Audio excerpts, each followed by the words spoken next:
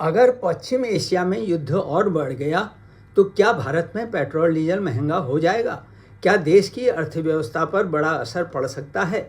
लेकिन इस संकट के बीच भारत ने ऐसा क्या किया कि न ईंधन की कमी हुई और न आपूर्ति रुकी?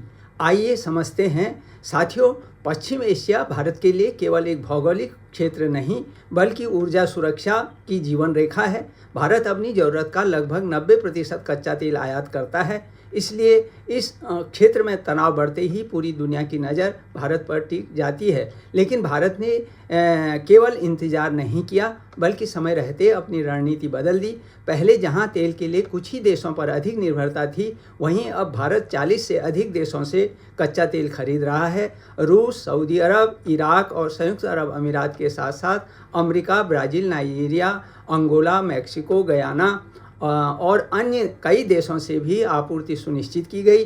इसका सबसे बड़ा लाभ यह हुआ कि यदि किसी एक क्षेत्र में संकट पैदा हो जाए तब भी भारत के पास वैकल्पिक स्रोत उपलब्ध रहें और देश की ऊर्जा सुरक्षा बनी रहे। इतना ही नहीं, भारत ने अपनी रिफाइनिंग क्षमता भी लगातार बढ़ाई है। आज देश में लगभग 258 मिलियन मीट्रिक टन प्रति वर्ष की कुल रिफाइनिंग क्षमता है और भारत दुनिया का चौथा सबसे बड़ा रिफाइनिंग देश बन चुका है। सरकार और तेल कंपनियां राजस्थान की नई ग्रीनफील्ड रिफाइनरी, नुमालीगढ़, पानीपत, गुजरात और अन्य परियोजनाओं के माध्यम से इस क्षमता को अगले चरण में लगभग 300 मिलियन टन प्रति वर्ष तक ले जाने की दिशा में काम कर रही है।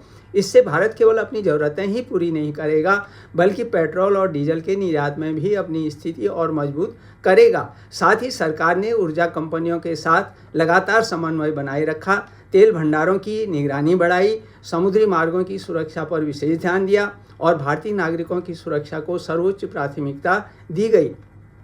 यही कारण है कि पश्चिम एशिया में लगातार तनाव के बावजूद भारत में ईंधन की उपलब्धता सामान्य बनी रही और पश्चिम एशिया का संकट अभी पूरी तरह समाप्त नहीं हुआ है।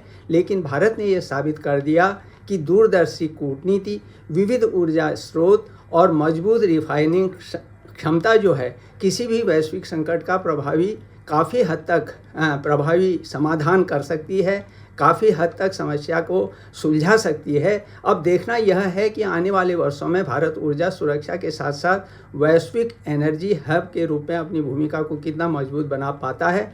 अगर आपको यह वीडियो पसंद आया तो लाइक करें, शेयर करें और ऐसे ही तथ्यपरक विश्लेषण के लिए चैनल को सब्सक्राइब करना न भूलें। मेरी किताबों का लिंक जो है डिस्क्रिप्शन पर भी उपलब्ध है, आप उसे भी देख सकते हैं।